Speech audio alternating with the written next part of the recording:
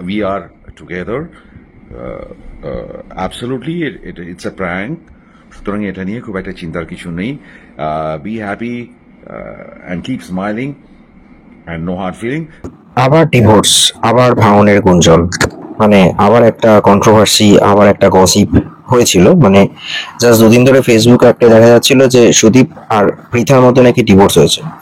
তো সেটা নিয়ে একদম হইচই পড়ে গেছে যে আবার কি হলো। মানে এমনিতেই তো চারদিকে শুধু ব্রেকআপ, ডিভোর্স এসব চলছে, তার মধ্যেখানে আবার হঠাৎ কি হলো। তো ব্যাপারটা দেখলাম যে কিছুই না, যে পৃথা চক্রবর্তী, যে অ্যাকচুয়ালি সুদীপের স্ত্রী, তো সে করেছে কি, একটা পোস্ট করেছিল ফেসবুকেতে, যে লিখেছে যে 10 বছর থাকার পর আমরা এখন অফিসিয়ালি ডিভোর্স।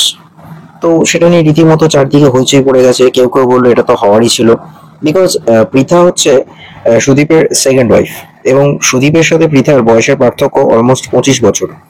তো অনেকে বলেছিল যে এই বিয়ে টিকবে না।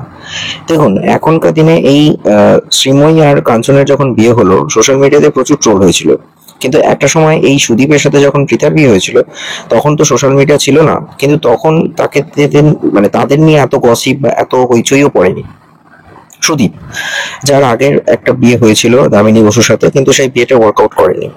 তারপর চলতে ফিরতে জীবনের ছন্দময় জীবনে চলতে ফিরতে নদী ঢেউয়ের মতোই সুদীপের সাথে এই পৃথার আলাপ হয়েছিল। এবং একটা সময় জানা গেছিল যে সুদীপের মা শেষ বয়সে বলেছিল যে আমার ছেলেকে তুই দেখিস, এরকমই একটা মানে ইন্টারভিউতে পৃথা বলেছিল।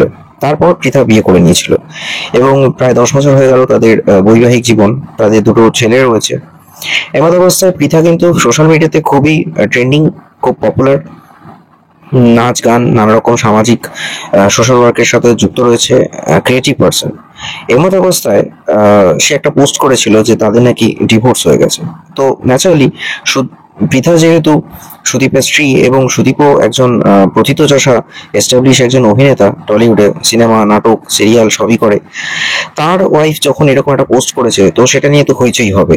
এরপর তার ক্ল্যারিফিকেশন সুদীপ একটা ভিডিও করেছে, এবং সে বুঝিয়েছে যে এটা টোটালি একটা প্র্যাঙ্ক ছিল, আর কিছুই না। নমস্কার, আমি সুদীপ মুখার্জি। আপনারা বুঝতেই পারছেন আমি নাটকের রিহার্সালে আছি। কালকে শুটিং এর মধ্যে ছিলাম। এর মধ্যে আমার স্ত্রী পৃথা এর এই প্র্যাঙ্ক পোস্ট করে। আসলে আমি সেটা জানতাম না। সেই পোস্টটা লিখে যে মিউচুয়াল ডিভোর্স ইত্যাদি, আমরা সেপারেটেড, এই ধরনের একটা পোস্ট করে। আমি একেবারেই অ্যাওয়্যার ছিলাম না। আসলে ওর হঠাৎ মনে হয়েছে যে চারিদিকে এত ডিভোর্স নিউজ হচ্ছে, যদি এরকম কোনো নিউজ আমাদের নিয়ে হয় তাহলে কি হবে। ও মানে ব্যাপারটা যেহেতু অতটা ভেবে দেখেনি যে এটা নিয়ে এরকম একটা সোশ্যাল মিডিয়ায় বিশাল রটনা তৈরি হবে, মিডিয়া ঝাঁপিয়ে পড়বে অফকোর্স। আর আমিও সারাদিন শুটিং এর মধ্যে ছিলাম, আমি জানতাম না। আমি হঠাৎ করেই দেখলাম যে আমার কাছে প্রচুর মিডিয়ার বন্ধুদের ফোন আসছে, আমার যারা ক্লোজ বন্ধু বান্ধবদের ফোন আসে। আমি যার জন্য কাজের মধ্যে ফোন সুইচ অফ করে রেখে দিয়েছিলাম, বুঝতে পারিনি। তারপরে আমি রাত্রে গিয়ে এইটা দেখলাম, আমার সঙ্গে একটি হলো। উই আর লাইক, আমি এটা নিয়ে আমি যেটা বলছি আর কি, যে এটা নিয়ে বিশেষ জাস্ট এমনি একটা পোস্ট করেছিল, অত বোঝেনি। এটা কিছুই না। আসলে পৃথা দেখেছে যে লাস্ট 2 বছর ধরে এত ট্রেন্ডিং রয়েছে, যে কোনো সেলিব্রিটি কাপল, সেটা সিনেমা হোক, সঙ্গীত জগৎ হোক, তাদের মধ্যে হঠাৎ যখন ডিভোর্স হয়, ইভেন এখনকার দিনে কিছু ইউটিউবারদের মধ্যে ব্রেকআপ হচ্ছে, যখন দেখা যাচ্ছে প্রচুর ট্রেন্ডিং হচ্ছে, সেই হিসেবেই ও একটা জাস্ট একটা প্র্যাঙ্ক পোস্ট করেছিল, যে এটাই দেখার জন্য তাদের যদি এরকম সিচুয়েশন আসে কখনো জীবনে, তাহলে তাদের ফলোয়ারদের মধ্যে কি প্রভাব পড়বে, তারা কতটা সেটাকে নিয়ে আলোচনা করবে, ট্রেন্ডিং করবে। এবং এই যে অনেকে অনেক রকম কথা বলেছে যে এটা তো হওয়ারই ছিল, এরকম সম্পর্ক টিকবে না, জানারই ছিল। মানে ব্যাপারটা হয়ে যাচ্ছে যে মানুষজন এরকমটাকে অ্যাকসেপ্ট করে নিচ্ছে যে হ্যাঁ, এই সম্পর্ক টিকবে না, এত বয়সের ফারাক, এ তো যাওয়ারই ছিল। আর আরেকটা কথা হচ্ছে, এটা ঠিক কথাই, যে মানুষ কিন্তু এখনকার দিনে পজিটিভ কোনো পোস্টের থেকে নেগেটিভ কিছু ঘটলে সেটাকে নিয়ে এত হইচই করছে, বরঞ্চ সেই নেগেটিভ জিনিসগুলো যাতে জীবনে না ঘটে, বা নেগেটিভ জিনিসগুলো যাতে ইম্প্যাক্ট না পড়ে, সেটাকে কি করে রেকটিফাই করা যায়, সেগুলো নিয়ে মানুষের মধ্যে অতটা কিন্তু আলোচনা হয় না। কিছু একটা ঘটলেই হলো, এই খারাপ জিনিস ঘটলো কি ওই খারাপ জিনিস ঘটলো, সেগুলো নিয়ে মানুষ বেশ মানে কচলাতে ভালোবাসে। এবং বিশেষ করে যখন এই ধরনের কোনো সম্পর্কগুলো যখন ভাঙন হয়, সেগুলো নিয়ে যখন প্রচুর আলোচনা হয়, সেগুলো সোশ্যাল মিডিয়াতে প্রচুর পরিমাণে ট্রোল হতে থাকে, প্রচুর পরিমাণে ট্রেন্ডিং হতে থাকে। যে যেরকম পারে সেগুলোকে নিয়ে পোস্ট করে, নচেত সেগুলোকে কি করে আটকানো যায় যে হ্যাঁ একটা সম্পর্ক ভালো সেটা টিকুক, সেরকম নয়। আবার কখনো কখনো দেখা যায় যে স্কুল কলেজের যে সমস্ত টিচাররা চলে যাচ্ছে, দেখা গেল রিসেন্টলি একটা ঘটনা ঘটেছে যে 2 টিচার রেজিগনেশন দিয়েছে এবং তারা পালিয়ে গেছে, মানে চলে গেছে।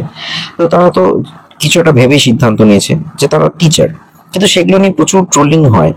তো এই ব্যাপারগুলো কিন্তু এখন সমাজ মাধ্যমে বেশ বড় রকমের একটা প্রভাব ফেলছে।